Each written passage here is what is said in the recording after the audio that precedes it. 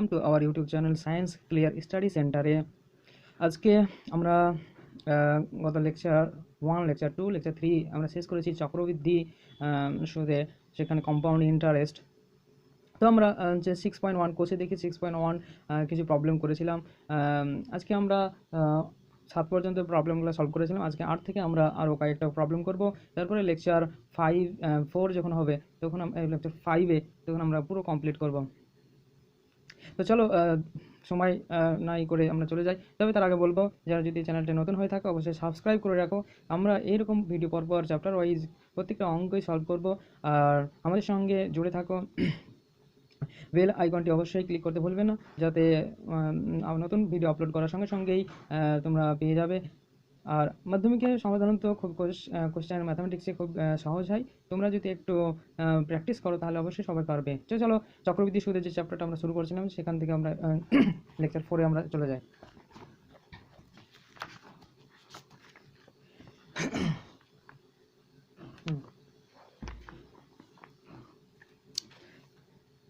দেখো বলছে রহমত, তোমরা সঙ্গে বইটা রাখলে অবশ্যই আরও সুবিধা হবে। বলছে রহমত চাচা বার্ষিক 9% চক্রবৃদ্ধি হারে সুদে কিছু টাকা সমবায় ব্যাংকে জমা রেখে 2 বছর পরে সুদে প্লাস আসলে এত টাকা ফেরত পেলেন। তাহলে রহমত চাচা কত টাকা সমবায় ব্যাংকে জমা রেখেছিলেন? এখানে বুঝবে যে এখানে চক্রবৃদ্ধি সুদ কত, সুদের হার দেওয়া আছে 9%।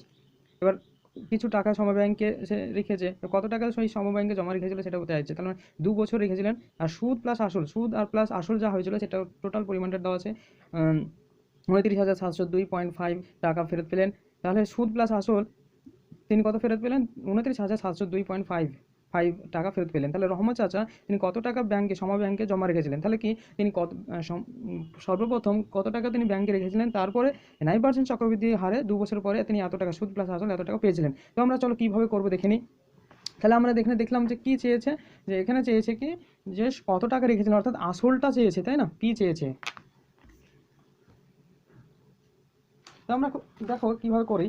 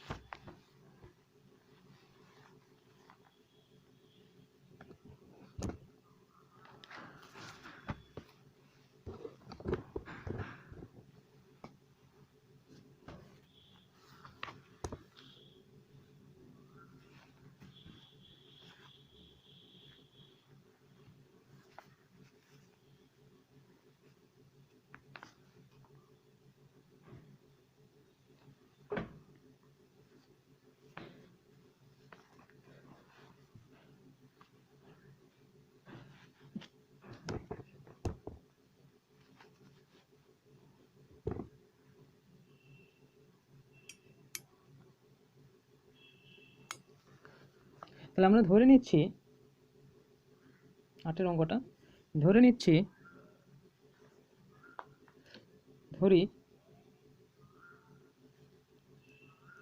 রহমত চাচা পি টাকা, পি প্রিন্সিপাল ধরে নিলাম, সমবায় ব্যাংকে জমা রেখেছিলেন।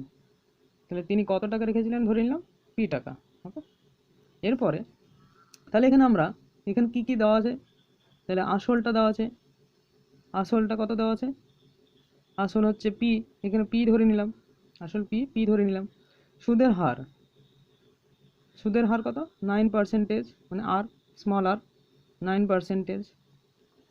আর বছর অর্থাৎ সময় এন যেটা বলছি এটা 2 বছর। ঠিক আছে, তাহলে যেহেতু বলেছে সুদ প্লাস আসল দেওয়া আছে 29,702.5 টাকা ফেরত পেলেন, সুদ প্লাস আসল। তাহলে সুদ প্লাস আসল মানে কি? চক্রবৃদ্ধি যেহেতু, তাহলে সমল চক্রবৃদ্ধিতে কি হয়? যদি সমল চক্রবৃদ্ধি বের করি আমরা, তাহলে সুদ প্লাস আসলটা পাই। তাহলে 2 বছর পরে আমরা লিখব 2 বছরে সমল চক্রবৃদ্ধি। তাহলে চক্রবৃদ্ধি কত হবে? আমরা জানি formula P into 1+r/100 two the power n। এখানে পি আমাদেরকে নির্ণয় করতে হবে। 1+r এর ভ্যালু কত? 9/100 টু দি পাওয়ার n এর ভ্যালু 2। তাহলে আমরা দেখো যে এটা সুদ প্লাস আসল, আর সুদ প্লাস আসল দেওয়া আছে। তাহলে আমরা শর্ত অনুযায়ী কী করবো?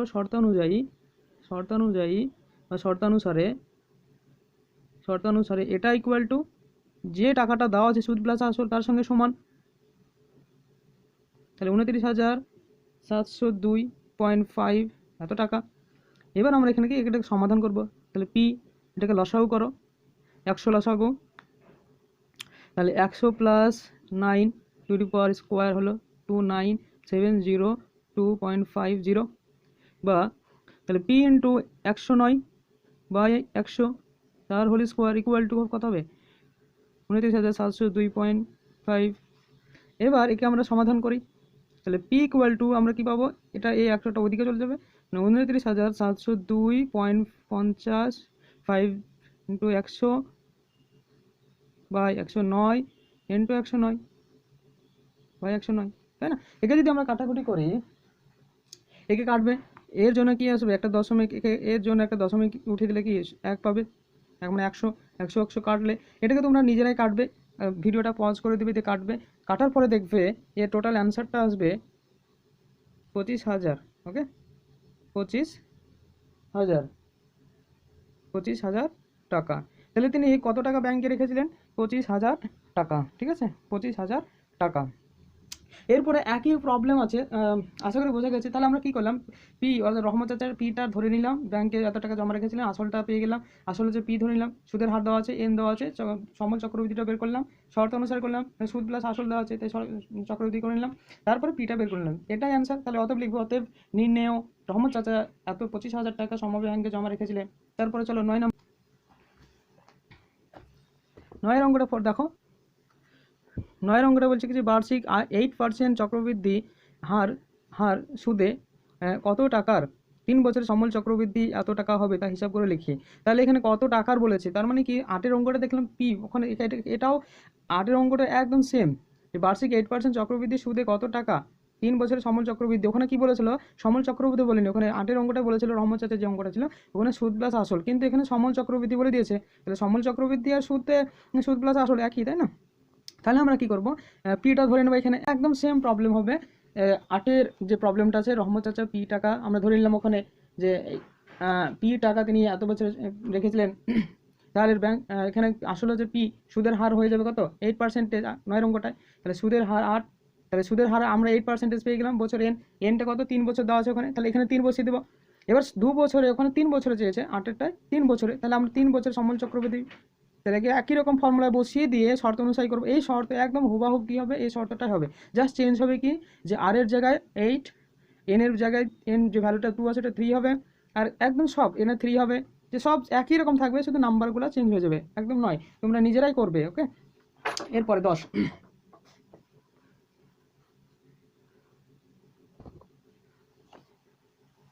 10-এর অঙ্কটা দেখো, যে বার্ষিক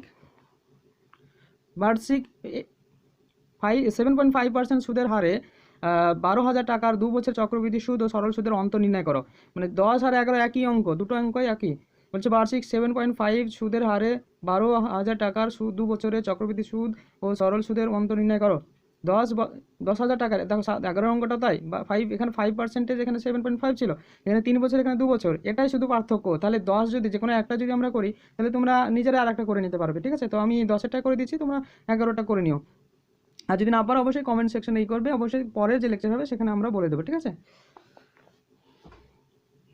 তাহলে আমরা এখানে কি বের করতে হবে একবার দেখে নিই, যে বার্ষিক 7.5 সুদের হারে 12,000 টাকা 2 বছর চক্রবৃদ্ধি সুদ ও সরল সুদের অন্তর। তাহলে চক্রবৃদ্ধি সুদটা বের করবো আর সরল সুদটাও বের করবো, দিয়ে তাদের অন্তর করব। তাহলে চক্রবৃদ্ধি সুদ পেতে গেলে কি করতে হবে আমাকে? সমল চক্রবৃদ্ধি বের করতে হবে, যে সমল চক্রবৃদ্ধি থেকে আমাদের আসলটা বাদ দিলে চক্রবৃদ্ধি সুদটা পেয়ে যাবে, তাই না? আর সরল সুদটা বের করে নেবো, দিয়ে তাদের অন্তর করবো। দেখো কীভাবে করছি।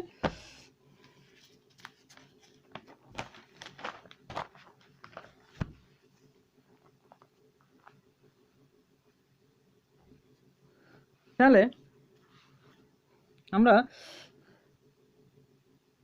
ধরে নিচ্ছি এখানে ধরার কিছু দরকার নেই, এখানে লিখবো, উত্তরে লিখো, উত্তর বলে লিখতে পারো। উত্তর যে এখানে আসল কত, আসল হচ্ছে, তোমার বইটা সঙ্গে রাখবে, আসল হচ্ছে পি 12,000 টাকা, 12,000 টাকা। সুদের হার, সুদের হার মানে আর, আর দেওয়া আছে দেখো 7.5%।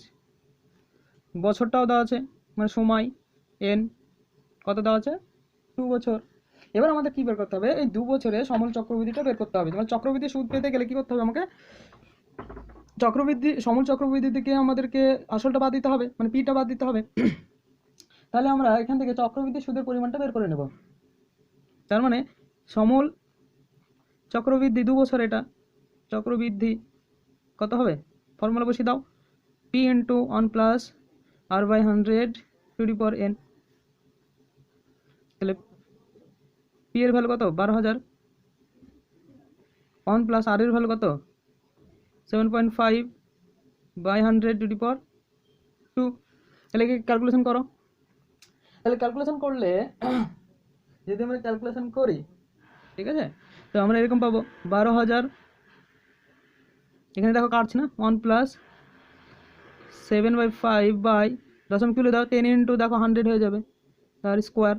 দেখো এখানে 25 দিয়ে যদি কাটি, 3 25 75, 4 25 100। তাহলে আমরা পাচ্ছি কি 12,000 ইন্টু 1 প্লাস 3/40 হোল স্কোয়ার। তাহলে 12,000, এটা লসক করো, দেখো 43 বাই কত হবে, 40 হোল স্কোয়ার। এবার এটাকে ভেঙে দাও, তাহলে 12,000 ইন্টু 43/40 ইন্টু 43/40। দেখো এবার কাটে, 0 কাটলো, 0 দুটো কাটলো, 4 দিয়ে যদি কাটি 3 4 12, মানে 30 হলো। 4 দিয়ে 2 দিয়ে কাটো, তাহলে 15/2। তাহলে 15 ইন্টু 43 ইন্টু 43/2, এটা গুণ করবে, গুণ করে দিয়ে 2 দিয়ে ভাগ করে দেবে, ভাগ করলে আমরা পাবো কত, 13,867.50 টাকা। ঠিক আছে, তাহলে সমল চক্রবৃদ্ধিটা আমরা পেয়ে গেলাম 13,867.50 টাকা। এরপরে আমাদের কি বের করতে হবে, চক্রবৃদ্ধির সুদটা বের করে নেব। তাহলে চক্রবৃদ্ধি সুদের পরিমাণ কি, সমল চক্রবৃদ্ধি থেকে আমরা এই সমল চক্রবৃদ্ধি থেকে আসলটা বাদ দিতে, আসল কত 12,000, এটা থেকে 12,000 টাকা বাদ দিয়ে দেবো। তাহলে দেখো যে চক্রবৃদ্ধি সুদ কত হবে, 13,867.50 থেকে 12,000 টাকা বাদ, এত টাকা। তাহলে আমরা পাচ্ছি দেখো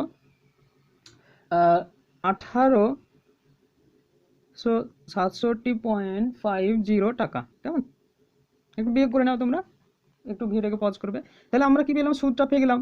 তাহলে সুদটা যেহেতু পেয়ে গেছি, এবার সরল সুদটা বের করি। তাহলে সরল সুদ পেতে গেলে আমাদের কি করতে হবে, সরল সুদটা পেতে গেলে সরল সুদের যে ফর্মুলা PTR/100 ওটা বসাবো। তাহলে সরল সুদ ইকুয়াল টু কী হবে, PTR/100, PTR/100। তাহলে এখানে পি হচ্ছে 12,000 ইন্টু টি হচ্ছে সময়, যেটা 2 বছর, আর হচ্ছে কত 7.5/100। তাহলে 2 2 কাটলো, 0 কাটলো দুটো, তাহলে থাকছে কি 12, 120 ইন্টু 2 ইন্টু 7.5, এটাকে 7.5 দিয়ে তুলে দাও দশমিকটাকে, তাহলে 10 আসবে, একটা 0 কাটলো, তাহলে এখানেও তাহলে 12 ইন্টু 2 ইন্টু 75, একে গুণ করো, গুণ করলে কত হবে, গুণ করলে দেখবে 1800 আসবে। ঠিক আছে, গুণ করলে 1800 টাকা আসবে। তাহলে এবার পার্থক্যটা বের করো। এবার কি পেয়েছে পার্থক্য, এই সরল চক্রবৃদ্ধি সুদ ও সরল সুদের পার্থক্য। তাহলে চক্রবৃদ্ধি সুদ ও সরল সুদের অন্তর।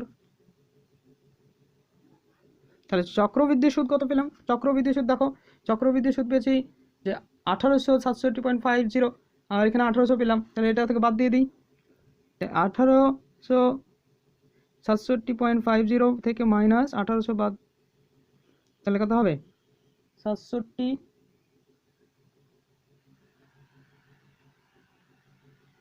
67.50 টাকা, তাই না? বোঝা গেল? তাহলে আমরা কী কী বের করলাম একবার দেখে নাও, একবার তোমরা স্ক্রিনশট করে নাও, তাহলে দিয়ে নিজেরাই করবে। ঠিক আছে, দেখো এবার 11 অঙ্কটা তোমরা নিজেরা পারবে, শুধু চেঞ্জ করবে কি যে পি আসল চেঞ্জ হয়েছে, সুদের হারটা হয়েছে, আরটাও চেঞ্জ হয়েছে, একই জায়গায় সব একই রকম হবে, জাস্ট ক্যালকুলেশনটা একটু আলাদা হবে। এখানে চক্রবৃদ্ধির সুদটা বের করে নেবে এইভাবে, এখানে যা আসবে সমল চক্রবৃদ্ধি, এখানে 12,000 টাকা, ওখানে 11 অঙ্কটা দেখবে 10,000 টাকা আছে, তাহলে ওখানে বসিয়ে দিবে, দিয়ে এইভাবেই একদম হুবাহুব করবে। ঠিক আছে, তাহলে আমরা নির্ণয় পেয়ে গেলাম, নির্ণয় চক্রবৃদ্ধি সুদের সরল সুদের অন্তর কত 67.50 টাকা। 12 অঙ্কটা দেখো এবার, যে বার্ষিক 9% সুদের হারে কিছু টাকা 2 বছর চক্রবৃদ্ধি সুদ ও সরল সুদের অন্তর 129.60 টাকা হলে ওই টাকার পরিমাণ হিসাব করে লিখো। তার মানে এখানে দেখো, এখানে আমাদের কিছু চক্রবৃদ্ধি সুদ ও সরল সুদের 10 আর 11 চক্রবৃদ্ধি সুদ আর সরল সুদের অন্তর বের করতে হচ্ছিল, কিন্তু এখানে 12 অঙ্কটা বলছে 9% সুদের হারে কিছু টাকা 2 বছরের চক্রবৃদ্ধি সুদ ও সরল সুদের অন্তর দেওয়া আছে, অন্তরটা দেওয়া আছে। এবার কি বলেছে, ওই টাকার পরিমাণ বের করো। তাহলে অন্তর কি করব আমরা, সমল চক্র প্রথমে কি করতে হবে আমাদেরকে, ওই সমল চক্রবৃদ্ধি সুদের পরিমাণ যেটা আছে সমল চক্রবৃদ্ধি, সেটা বের করে নেব। বের করার পরে আমাদের কি কাজ হবে, যে চক্রবৃদ্ধি সুদটা বের করে নেব, তাহলে চক্রবৃদ্ধি সুদ পেয়ে গেলাম, আর সরল সুদটা বের করবো, দিয়ে তাদের অন্তর করব, অন্তর যা আসবে সেটার সঙ্গে এই শর্তের সঙ্গে এটার সঙ্গে সমান করে দেবো, তাহলে আমাদের শর্তটা চলে আসবে। বোঝা গেল কি বললাম? প্রথমে আমাদের কী কাজ হবে, যে সমল চক্রবৃদ্ধিটা বের করা, তারপরে ওই চক্রবৃদ্ধি সুদের পরিমাণটা বের করা, তারপরে আমাদের কাজ হবে সরল সুদের পরিমাণ বের করা, দিয়ে এদের যে শর্তটা আছে সেই শর্তটাকে বের করবে, দিয়ে এই শর্তের সঙ্গে সমান করে দেবো। ঠিক আছে, তো দেখো কীভাবে করছি।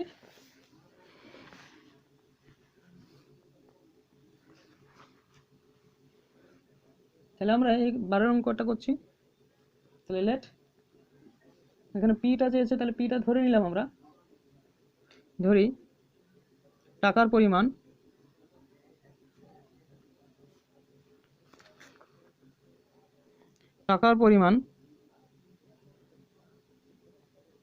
পি। তাহলে এখানে আমরা পাচ্ছি কি, এখানে দেখো, এখানে আসলটা পেয়ে গেলাম, আসলটা ধরে নিয়েছি, তাহলে আসল কত পি, আসল পি, আর সময় যেটা সময় দেখাচ্ছে এন, সময় কত 2 বছর, আর সুদের হারটা দেওয়া আছে, তাহলে সুদের হার ইকুয়াল টু দেওয়া আছে দেখো 9%। তাহলে সমল চক্রবৃদ্ধিটা বের করে ফেলতে পারবো। তাহলে সমল